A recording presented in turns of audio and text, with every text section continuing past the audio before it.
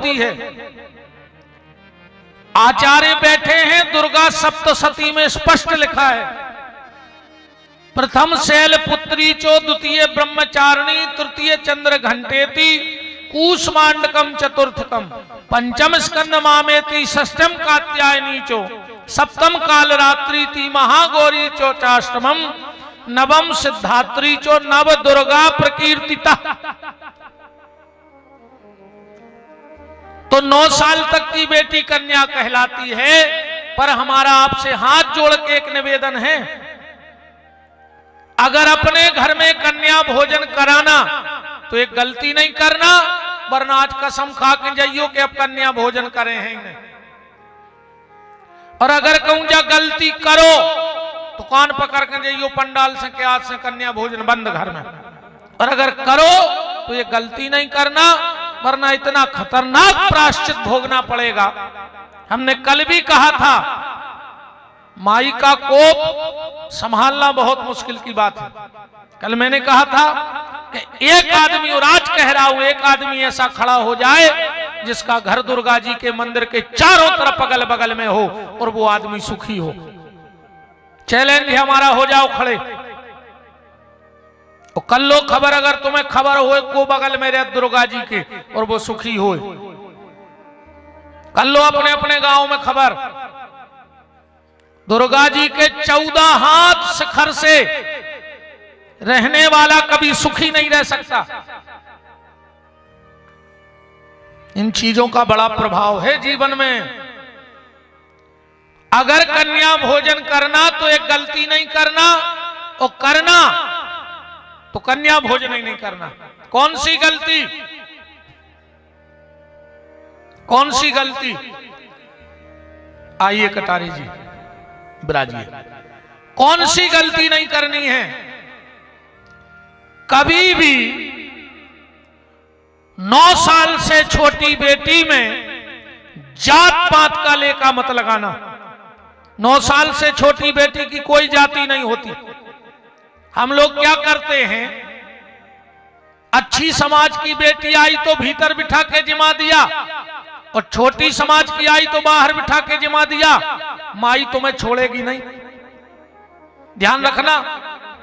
9 साल से छोटी बेटी में जात पात का लेखा नहीं लगाना चाहिए। आप कहो गुरुजी ये कैसे हो सकता है? तो एक बात बताना आप लोग,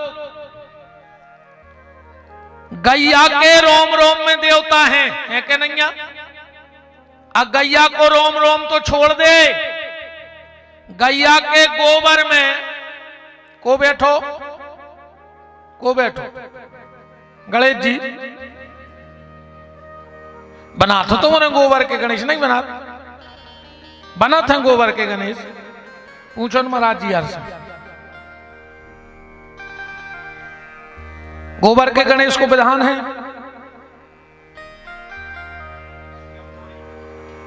देखो हमें नहीं कहना पड़ी, ये विद्वानों के लक्षण है। गोबर के गणेश नहीं बना, गोमयम गौरी और फलमयम गणेश, सुपारी के गणेश बनत हैं और गोबर की गौरी बनत है। गोबर के गौरी बनती हैं।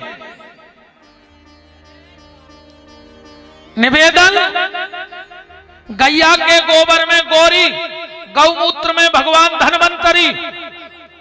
तो जिसका गौमूत्र और गोबर इतना पवित्र है, वो गैया कितनी पवित्र नहीं होगी? तो क्या वो गैया पंडित जी के बंद है, जबैयों में देवता रहे? और कहूं बा गैया को हल्की समाज को बांध लेवे तो देवता का अयोध्या की प्राण प्रतिष्ठा में चले जाए।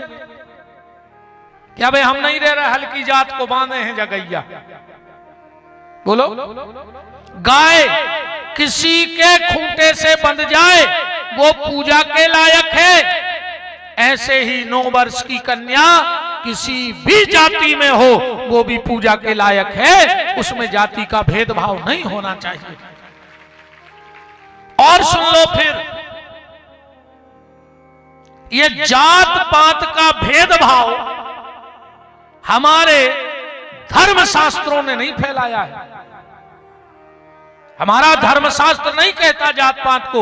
ये जात पात की राजनीति आज ओछी मानसिकता और घटिया राजनीति की देन है। ये वोट के चक्कर ने सत्यानाश कर दी आज सनातन धर्म की। बांट के धर दो एक दूसरे को, सिर्फ वोट बैंक का। हमारा धर्मशास्त्र कहता है कि जात पात पूछे नहीं कोई, वो हरि का भजे तो हरि का होई।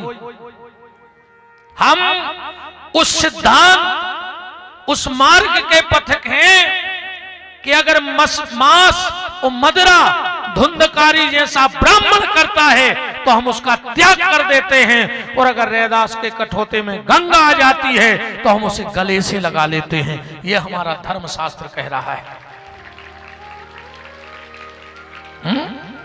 पर यह राजनीति ने, कौन कहता है कि हमारे धर्मशास्त्रों ने जात पात में छुआछूत किया? आप सबको पता है मीरा छत्राणी थी कि नहीं थी? छत्री कुल में थी मीरा, थी। मीरा के गुरुजी का नाम क्या है पता है किसी को? मीरा के गुरुजी का नाम था संत श्री रैदास जी। रैदास जी से मंत्र लिया। तुलसीदास जी ब्राह्मण परिवार से थे। तुलसीदास जी के गुरुजी को आए नरहरिदास हुआ।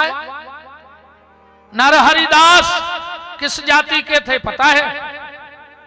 सोनी समाज से हटे हुए स्वर्णकार थे।